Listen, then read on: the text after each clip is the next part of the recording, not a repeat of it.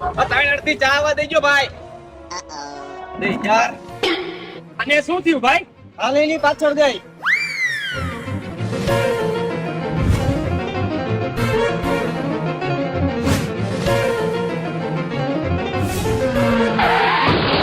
ભાઈ ઉભો તો રે, શું થયું તો કેતો જા. ભાઈ મને એવું લાગે એને લપ થઈ ગઈ હોય ને એવું. હાલ જલ્દી.